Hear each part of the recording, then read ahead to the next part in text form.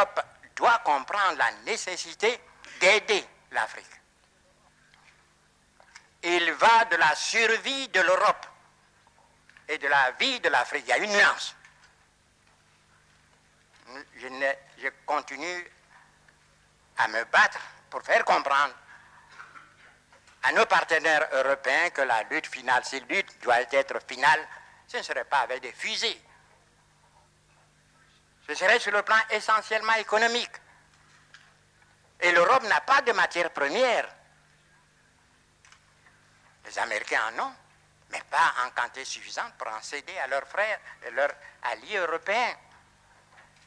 L'Asie, la question n'intéresse pas, je ne vais pas rentrer dans certains secrets, dans certaines confidences. Mais l'Asie, même si elle avait des matières premières, la population est telle qu'elle ne pourrait pas, l'Asie ne pourrait pas couvrir ses propres besoins. L'Amérique latine, vous savez la situation qui prévaut depuis des siècles dans cette partie de l'Amérique.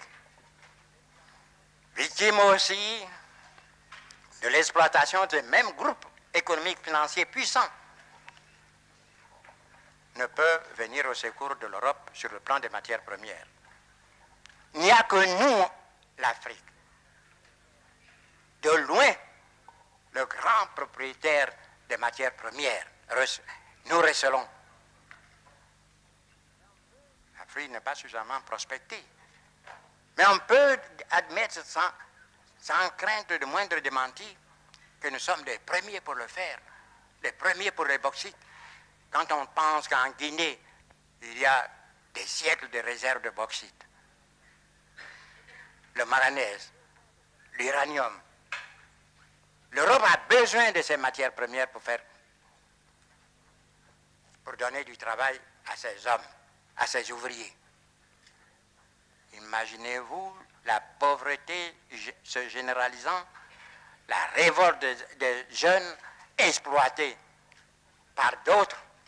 Permettez-moi de ne pas aller loin dans ma pensée. Et si ces matières premières ne parvenaient pas un jour à l'Europe, voyez notre ami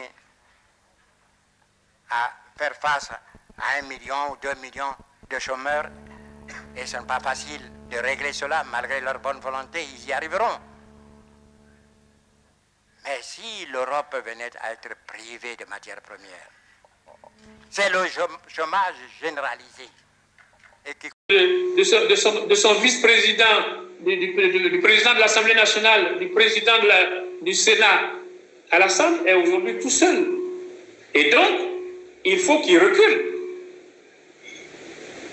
Alors, vous dites qu'il est tout seul et pourtant, on a quand même vu une démonstration de force tout récemment au stade quand il affirmait ou réaffirmait sa candidature. On ne va quand même pas dire que c'est du folklore. C'est du folklore. Vous savez comment ça se passe.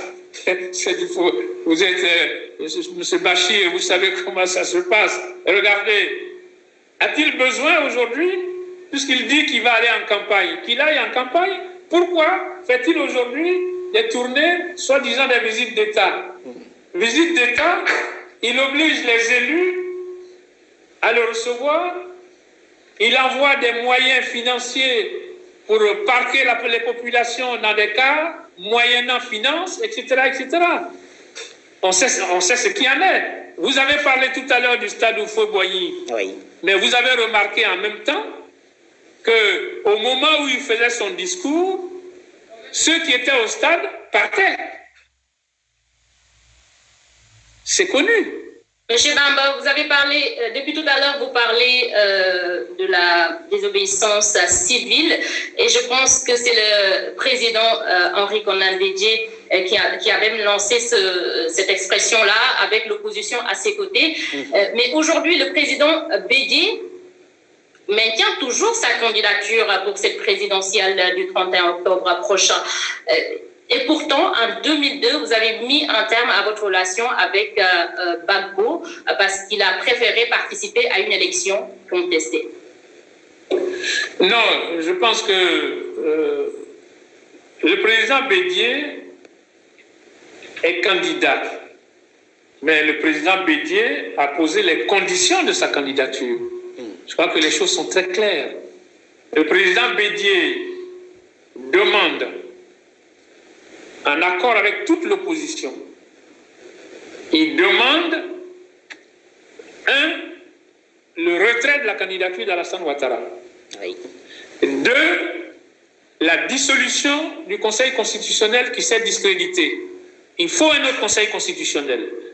3, la dissolution et la réforme complète de la Commission électorale indépendante.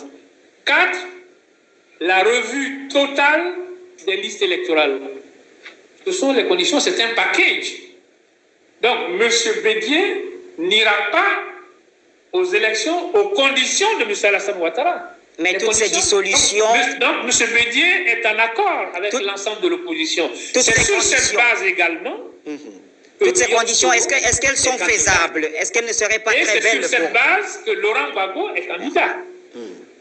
Et pour ça, il faut que M. Alassane Ouattara recule, dissolve les différentes institutions dont nous avons parlé, pour que sur la base d'un dialogue, un gouvernement de transition organise les élections. Puisque M. Alassane Ouattara a montré son incapacité à organiser des élections transparentes, inclusives et apaisées.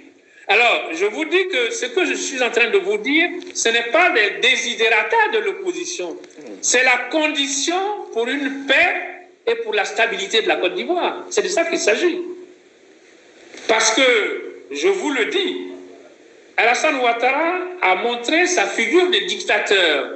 Si Alassane Ouattara doit s'imposer à la Côte d'Ivoire dans les conditions actuelles, ce qui est à venir est pire que ce qui se passe aujourd'hui. Parce que tout le monde sera en prison à la moindre chose. D'ailleurs, vous vous êtes fait l'écho tout à l'heure des propos de M. Ahmed Bakayoko, qui est un apprenti fasciste. Parce que ce sont des propos d'un fasciste. Ce sont des gens qui n'ont jamais fait la politique et qui se retrouvent aujourd'hui au devant de la scène par la magie de M. Alassane Ouattara et qui se permettent aujourd'hui de venir menacer le peuple ivoirien. Mais ils ne perdent rien pour attendre. Alors, on va prendre une dernière question pour chacune, et y compris moi, bien sûr. Et ensuite, on donnera la parole à certains de nos téléspectateurs qui ont aussi des questions à vous poser, Bamba me référer. Alors, je voudrais commencer par Sacha. Sacha, c'est à vous. Alors, professeur, vous dites que le président Conan Bédié a posé ses conditions pour qu'il participe aux élections présidentielles. Mais que dit concrètement la loi ivoirienne face à une telle situation, face à une telle position d'un candidat? Parce qu'il est possible que malgré ces conditions, les élections aient lieu. Que dit la loi? Mais on n'est plus dans la loi en Côte d'Ivoire, puisque M. Alassane Ouattara est hors la loi, et c'est lui qui est la loi aujourd'hui en Côte d'Ivoire. Et normalement, je vous ai parlé tout à l'heure des acquis que nous avons obtenus. Nous avons obtenu que les élections soient organisées par une commission électorale indépendante. Et cette commission électorale indépendante devrait organiser les élections de bout en bout, sans limitation du pouvoir exécutif. Alassane Ouattara a vidé la commission électorale de son contenu. Je vous rappelle d'ailleurs que mon parti était représenté dans l'ancienne commission électorale indépendante, au poste de secrétaire permanent. Nous nous battions à ce moment-là pour améliorer la commission électorale indépendante. Mais M. Alassane Ouattara a aggravé la situation en imposant ses obligés au sein de cette commission électorale. Il en a fait de même au sein du Conseil constitutionnel, et c'est la raison pour laquelle le professeur Francis Vanga-Vaudier, qui était initialement le président du Conseil constitutionnel, a dû donner sa démission parce qu'il a refusé les dictats de M. Alassane Ouattara. Donc ça veut dire que demain, si nous devons organiser des élections justes et transparentes, Alassane Ouattara ne peut pas être candidat. Il faut un nouveau conseil constitutionnel, une commission électorale indépendante réformée totalement et de nouvelles listes électorales. Et ça ne peut être mis en œuvre que par un gouvernement d'union nationale de transition qui soit obtenu par la mobilisation populaire. Parce que Alassane Ouattara a montré, il est resté pendant 10 ans et aujourd'hui, il a montré son incapacité à organiser ces élections. Vers la question de Amina à présent. Amina, c'est à vous. Alors, professeur Bamba, après la déclaration de candidature de Alassane Ouattara, Guillaume Soro a adressé une lettre à Emmanuel Macron pour demander son intervention. Mais cette démarche, n'est-ce pas un paradoxe par rapport à tout ce que, par rapport, je dirais même à la démarche, excusez-moi de la répétition, des panafricanistes qui demandent plus des solutions endogènes? Oui, je pense que vous avez parfaitement raison, parce que cela nous incombe, ça incombe le peuple ivoirien. Mais je comprends la démarche de Guillaume Soro. Pourquoi? Parce que M. Emmanuel Macron, président de la République française, est lui-même déjà intervenu dans le dossier ivoirien à l'époque, en félicitant M. Alassane Ouattara de ne pas être candidat dans le respect de la Constitution à l'époque, puisque Alassane Ouattara avait indiqué encore une forfaiture. Il avait indiqué qu'il n'était pas candidat. À cette occasion, Emmanuel Macron a pris position. Et il a même dit que c'était un exemple en Afrique. Alors aujourd'hui, on prend Emmanuel Macron à sa propre parole, puisqu'il avait pris position dans le débat ivoirien, et puisque M. Alassane Ouattara est aujourd'hui revenu sur sa position, eh bien, qu'en pense aujourd'hui le président Emmanuel Macron? Voilà. Et je pense que c'est la raison pour laquelle, certainement, Guillaume Soro a été amené, effectivement, à faire cette lettre. Mais lorsque vous dites qu'il s'agit d'un problème endogène, ben, cela, nous le savons. C'est la raison pour laquelle, aujourd'hui, l'opposition ivoirienne s'est retrouvée dans l'unité d'action, dans l'union sacrée, pour régler le problème de la Côte d'Ivoire.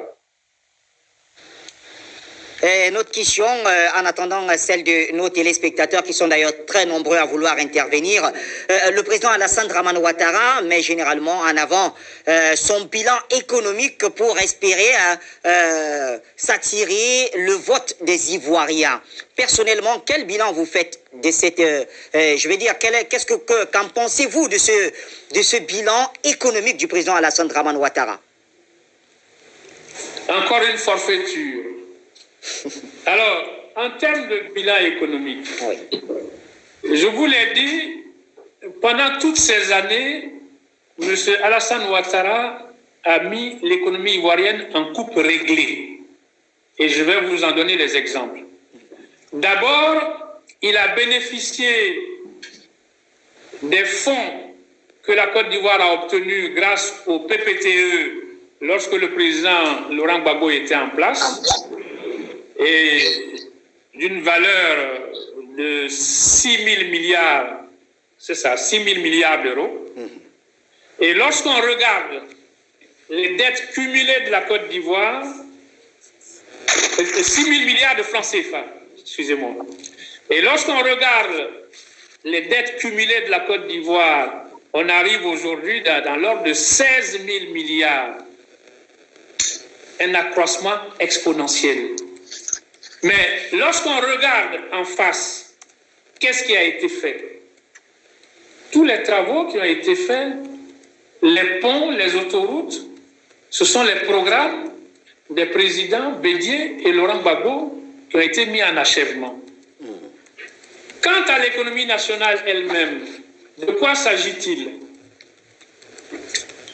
M. Alassane Ouattara n'a eu de cesse de mettre l'économie ivoirienne en coupe réglée par le bradage de nos entreprises d'État. Je vous donnerai l'exemple de Petrosi, dont M. Alassane Ouattara a retiré l'activité carburant pour créer une société avec ses proches qui s'appelle Puma Énergie. La situation du port d'Abidjan est encore plus grave. La belle famille d'Alassane Ouattara a créé une société qu'on appelle Port Sécurité. Cette société est chargée de gérer la sécurité et la sûreté du port, alors qu'auparavant, cette sécurité était gérée par le port autonome d'Abidjan. Et les coûts représentaient 10% de la facture payée par les navires étrangers. Mais savez-vous aujourd'hui quelle est la situation? La facture payée par les navires étrangers est montée à 2000%. Autrement dit, la famille de M. Alassane Ouattara se paye sur le port d'Abidjan. Et quelles sont les conséquences aujourd'hui? Les conséquences, c'est quoi? C'est qu'à l'époque, le port d'Abidjan était le deuxième port à conteneurs de l'Afrique, après le port de Durban en Afrique du Sud. Et nous étions le premier port de la sous-région. Aujourd'hui, le port d'Abidjan est délaissé par les navires étrangers à cause de la mauvaise gouvernance de M. Alassane Ouattara. Et aujourd'hui, nous sommes le 4e port de la sous-région et nous ne sommes même pas dans les 10 premiers ports de l'Afrique. C'est grave. Ça, c'est pour le port. La société Ebomaf, qui est une société étrangère, Alassane Ouattara a donné à cette société la garantie de l'État de Côte d'Ivoire. La société Snedaï, qui est une coquille vide, a aujourd'hui le monopole des passeports et de tous les marchés publics, alors que cette société n'a aucune compétence. Donc, le bilan économique d'Alassane Ouattara, c'est contre les intérêts de la Côte d'Ivoire. La société ivoirienne de banque, les parts de la Côte d'Ivoire ont été bradées par M. Alassane Ouattara au sein de la société ivoirienne de banque. On peut citer plusieurs autres sociétés. Voilà le bilan réel de M. Alassane Ouattara. Mon ami Laurent Gbagbo disait que, dans son livre, disait que Alassane Ouattara est un homme d'affaires. Ce n'est pas un homme d'affaires. C'est une bande de prédateurs de l'économie ivoirienne. C'est d'ailleurs pour ça, puisque je vous l'ai dit, Alassane Ouattara aujourd'hui a procédé à une capture de la Côte d'Ivoire. Il veut constitutionnaliser, c'est pour ça qu'il ne veut pas partir. Parce que les gens peuvent se poser la question, comment se fait-il que M. Alassane Ouattara veut faire un 3e mandat? Ce n'est pas du tout un 3e mandat, c'est dans l'optique d'une présidence à vie. Parce qu'aujourd'hui... M. Bamba, si Bachir me le permet... Oui. Si Bachir me le permet, juste une toute dernière question. Que pensez-vous aujourd'hui du silence de la CEDEAO, de l'Union africaine, de toutes ces organisations africaines? Bon, écoutez, je pense que c'est un silence complice, mais je dois en même temps dire et rendre hommage à un certain nombre de chefs d'État africains, le président du Nigeria, qui a pris position, le président de la Guinée-Bissau, le président Issoufou du Niger, le président du Burkina. Tous ces présidents ont pris position pour que en Afrique, on sorte de ces présidences à vie. Et je pense qu'avec le temps, il faut que dans les différents pays, j'espère que le Mali va suivre l'exemple, et que nous, demain, lorsque nous allons en finir avec le régime d'Alassane Ouattara, nous allons peut-être, comment dirais-je, prendre position dans ce sens. Très bien. Mais j'espère, et tout le monde pense la même chose, que la CEDEAO, sous l'instigation des présidents que je viens de vous citer, prendra ses responsabilités pour effectivement qu'on ait demain une CEDEAO des peuples. On l'espère également. Alors, on passe à présent à la phase des questions de nos téléspectateurs, parmi lesquels ceux qui sont très souvent avec nous en visuel. Et d'ailleurs, on en a sélectionné 3 pour ce soir. Tous vont s'adresser à vous, Bamba Morifere. Je donne tout d'abord la première parole à Ousseini Kikbafori. Ousseini, bonsoir. Votre question à notre invité.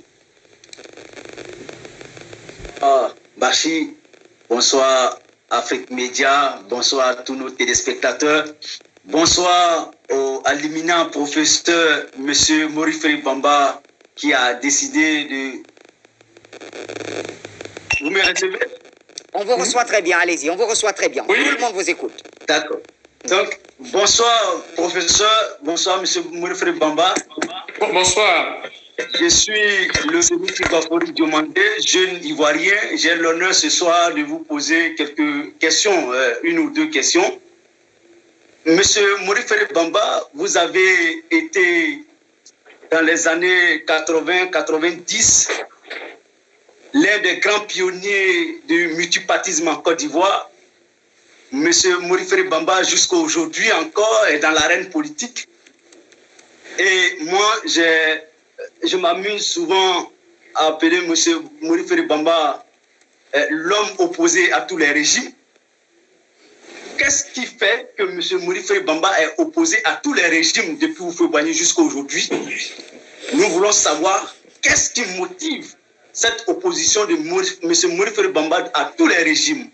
Alors, jusqu'à quand M. Morifere Bamba peut tenir ce combat d'un homme opposé à tous les régimes? C'était la première question en 2 volets. Alors, la deuxième question... Monsieur Morifere Bamba, nous avons tous, je sais que vous suivez de très près l'actualité sociopolitique de la Côte d'Ivoire. Et je crois la semaine dernière, M. Ouattara était à une visite dite d'État, n'est-ce pas, dans le Marawi. Et là-bas, M. Ouattara a fait des affirmations. Il a dit, et je cite, que nous n'avons pas l'intention d'appliquer la décision de la Cour africaine des droits de l'homme et des peuples. Et nous n'allons pas l'appliquer. Laquelle décision est relative à la réintégration sur la liste électorale de M. Laurent Gbagbo et de M. Guillaume Soro. Alors, quel commentaire M. Morifere Bamba peut faire? D'ailleurs, M. Ouattara a fait ses affirmations en s'approchant à la souveraineté de la Côte d'Ivoire. Très bien. M. Morifere Bamba, vous qui êtes professeur, grand homme politique en Côte d'Ivoire, quel est votre commentaire sur ces affirmations de M. Ouattara? Et je chute par la dernière préoccupation des Ivoiriens. M. Ouattara, toujours au cours de cette visite dite d'État, a dit que même quand une décision de justice est injuste, nous devons l'accepter. Professeur, nous voulons savoir quel commentaire faites-vous de ces propos d'un président en exercice en Côte d'Ivoire? Très bien. Je vous remercie, professeur. Bon courage à vous et les Ivoiriens vous suivent de très près. Merci, professeur. Alors, professeur Bamba, comment vous répondez à ces questions? Merci beaucoup. Je pense que j'ai un engagement politique depuis mon plus jeune âge.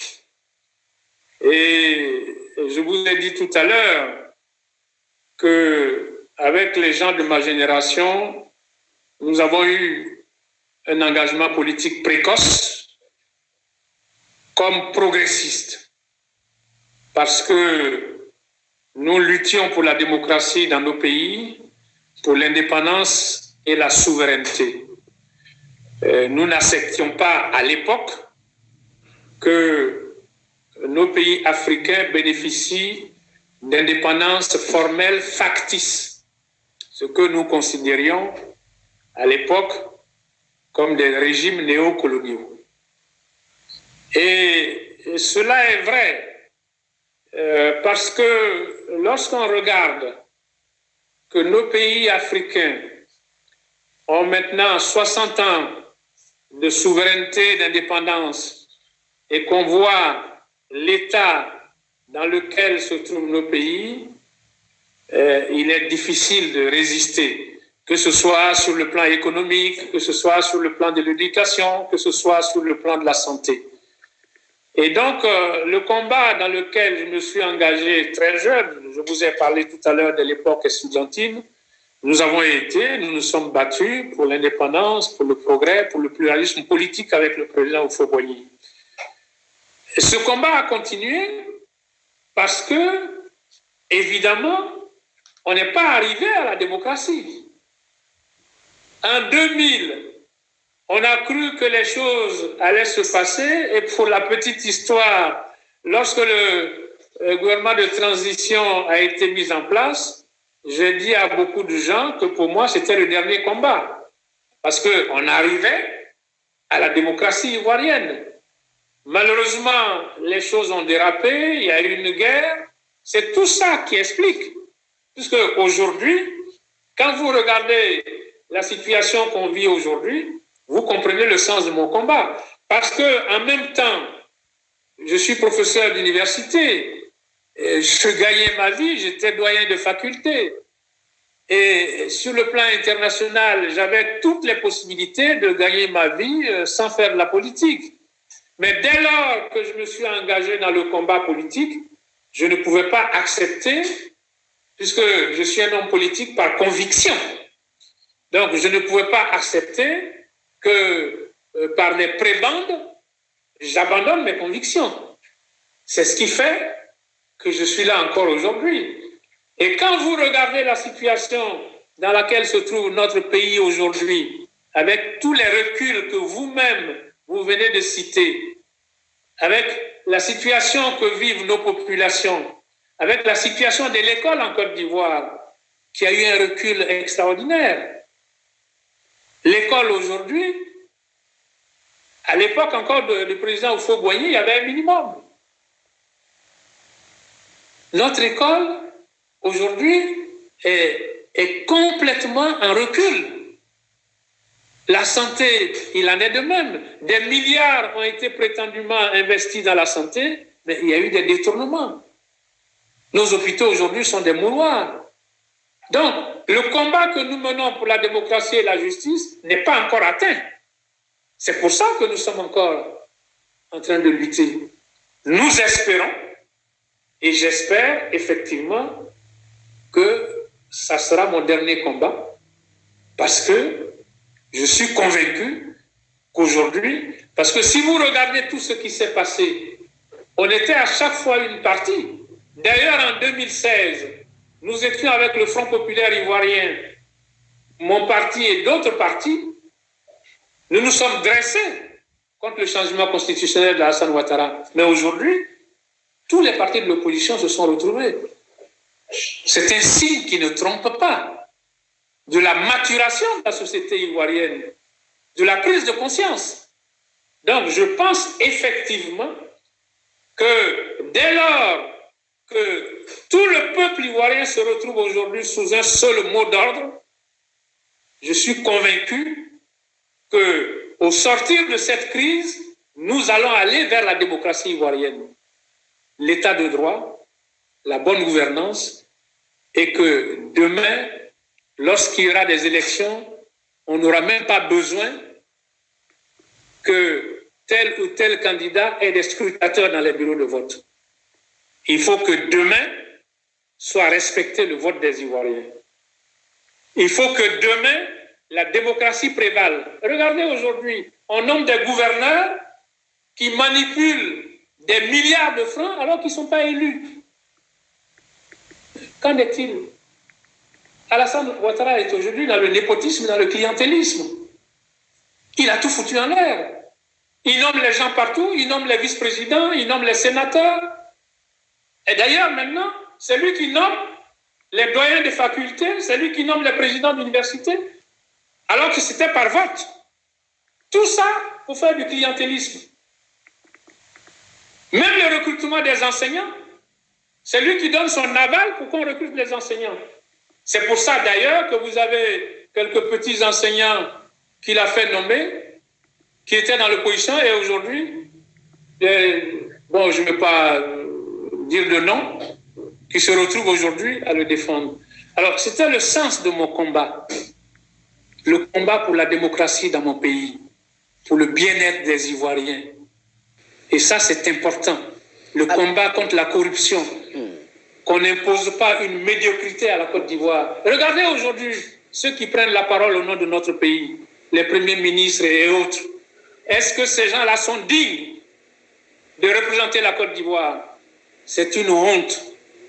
Et je pense qu'aujourd'hui, à partir du moment où les Ivoiriens ont pris conscience qu'il faut se mettre ensemble, parce que c'est de notre patrie qu'il s'agit. Il s'agit de sauver la Côte d'Ivoire, de sauver l'avenir des générations futures. À partir du moment où cette prise de conscience est là, pour moi, la victoire est certaine. Et je suis convaincu qu'à l'issue de ça, mon combat sera terminé. Très bien. On va essayer d'avancer un peu plus rapidement à présent, avec une autre question. Et je réponds à la deuxième question. Excusez-moi, je vais aller d'accord, très rapidement, je vous en prie, professeur. Voilà. Alors, rappelle-moi la deuxième question. Justement, il s'interrogeait sur les deux déclarations du président Alassane Dramane Ouattara qui est au nom de la souveraineté de la Côte d'Ivoire. Les deux déclarations d'Alassane Ouattara sont complètement irresponsables. Comment voulez-vous qu'un président de la République, parce qu'il ne s'agit pas d'Alassane Ouattara, il s'agit aujourd'hui, c'est le cas, c'est une honte. Il s'agit du président de la Côte d'Ivoire. Comment vous pouvez comprendre qu'un président de la République qui est censé garantir la constitution de son pays, et vous savez que les lois internationales s'imposent à nos pays, on a signé qu'ils viennent comme ça, de manière péremptoire, dire oui, je ne respecte pas. Mais c'est de la folie. Je vous ai parlé tout à l'heure d'un cas clinique. Ce monsieur est hors la loi. Et nous devons lui dire stop. Ce sont des propos irresponsables. Et aujourd'hui, Alassane Ouattara, franchement, ne mérite pas de présider la Côte d'Ivoire. C'est clair, c'est net. Et nous allons mettre fin à cette comédie. Voilà ce que je peux vous répondre. Maintenant, sur la candidature de Laurent Gbagbo... Baba Nicolo. Okosisi, bonsoir. Voilà. Oui, vous parlez avec quelqu'un? Okosisi Baba Nicolo. Votre question.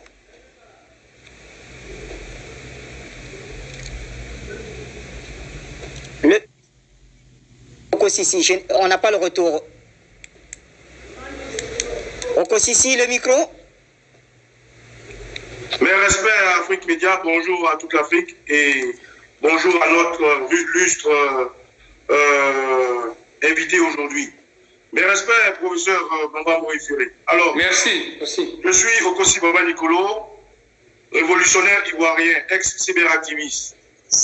Professeur, avant de vous poser ma question, je voulais quand même vous porter mon grief en tant que jeune ivoirien qui a vu la vie politique dont vous êtes un ancien se désaltérer, se désengréger.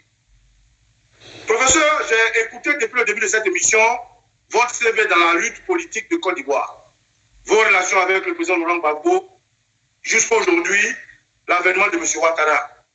Et j'ai compris que dans la démarche de M. Ouattara, vous avez présenté le CV d'un homme factice. Alors, nos griefs, c'est pourquoi est-ce que, en tant que doyen de la politique ivoirienne, vous avez accompagné ce monsieur-là jusqu'à aujourd'hui pour que vous souhaitez que toute la Côte d'Ivoire soit d'un côté pour le côté hors de la Côte d'Ivoire. C'était ma première question. Si ce n'est pas bien noté, je peux la répéter, la question. La deuxième question, professeur Mamori Ferré, nous avons vu l'opposition de Côte d'Ivoire lancer un mot d'ordre. Et ce mot d'ordre n'a pas donné les résultats escomptés que nous avons attendu de ce mot d'ordre. Pourquoi? Qu'est-ce qui n'a pas marché? Pour finir, j'ai été aussi spectateur de votre arrestation manquée, de votre kidnapping manqué, où votre fille, compagnon de Solo Guillaume, est venue à votre secours. Est-ce que vous pouvez nous en dire plus et comment s'est terminée cette histoire? Qui étaient vos ravisseurs et comment vous avez fini par vous sortir de cette histoire? Voilà les 3 questions que j'ai souhaité vous poser.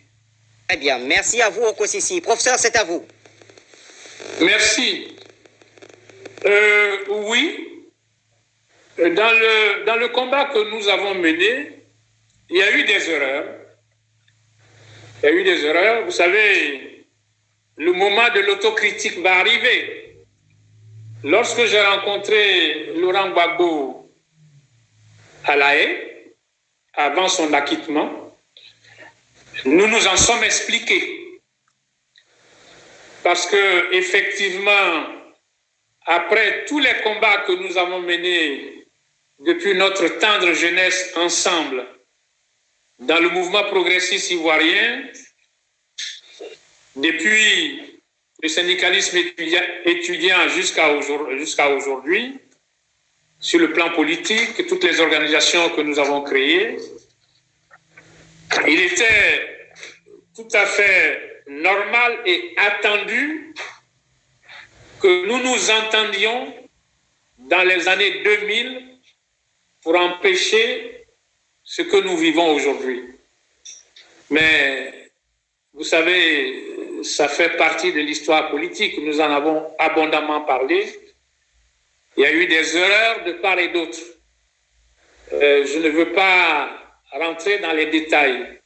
J'ai expliqué tout à l'heure de manière succincte comment nous n'avons pas accepté en 2000 que Laurent Gbagbo accepte d'aller aux élections dans les conditions que j'ai expliquées tout à l'heure, qui n'étaient pas des conditions démocratiques puisqu'il y a eu rejet de certaines candidatures.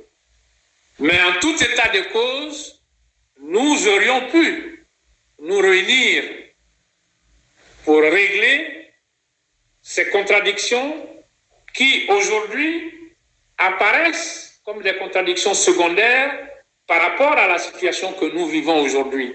Mais ça fait partie des erreurs de la lutte. Et comme on dit, vous savez, l'union a toujours été un combat. Mais ce qui est important et qui montre que nous n'avons pas varié d'un iota par rapport à nos aspirations, c'est le fait que nous nous retrouvons aujourd'hui pour reprendre le combat pour la démocratie en Côte d'Ivoire, le combat pour le progrès social, le combat pour la bonne gouvernance. Voilà ce que je peux vous dire. Et nous ne nous sommes pas entendus. Et je vous ai dit tout à l'heure que M. Alassane Ouattara est arrivé par défaut, parce que les élections elles-mêmes ont été des élections calamiteuses et controversées dans un pays qui, il faut le reconnaître, était quand même à l'époque divisé en deux.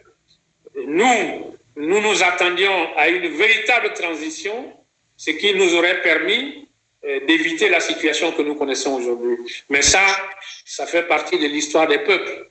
Demain, les historiens en parleront de façon approfondie. Alors, s'agissant du mot d'ordre de désobéissance civile, vous savez, le mot d'ordre a été lancé. Nous avons mis en place un comité stratégique. Ce comité, on ne peut pas dire que ce mot d'ordre est un échec. C'est pas du tout. Voilà, non, vous demandez les résultats. Les résultats sont à venir. Les préparatifs sont en cours.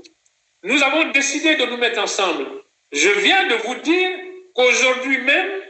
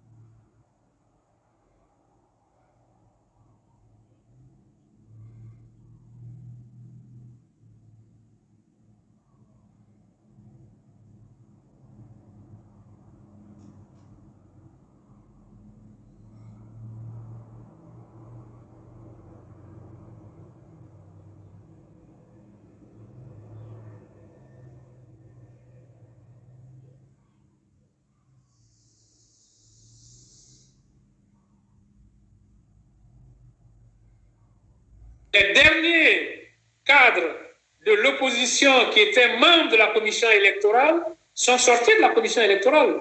Le représentant de Afin-Guessan et le représentant de Apia Cabran sont sortis aujourd'hui même de la commission électorale. Donc, ça veut dire que tout est en marche maintenant. Et c'est maintenant que nous allons bâtir les stratégies. Il ne faut pas confondre vitesse et précipitation, parce que nous sommes dans un combat qui ne concerne pas simplement les partis en tant que tels. Je vous ai parlé de toutes les composantes de la nation ivoirienne. Tout le peuple est concerné. Et c'est maintenant que nous allons bâtir la stratégie et les actions à venir. Et je suis convaincu que nous allons gagner. Parce qu'Alassane Ouattara ne peut pas gagner contre toute la Côte d'Ivoire. Mais une stratégie, ça se bâtit patiemment et ça se met en marche. Je vous ai expliqué tout à l'heure comment nous avons obtenu le multipartisme. Nous avons mis en place une stratégie, nous avons fait les choses, mais aujourd'hui, l'unité de l'opposition, elle est complète aujourd'hui. Et donc, à partir d'aujourd'hui, notre machine sera mise en route. Et de toute façon, Alassane Ouattara ne pourra pas tenir. Voilà, ça c'est très clair. Concernant mon arrestation, je vous ai dit tout à l'heure, nous sommes face à un régime sans foi ni loi. On vous en a parlé abondamment. Ils sont venus à plus de 70 chez moi pour m'arrêter. N'eût été mes avocats, dont Maître Afoussi et les autres.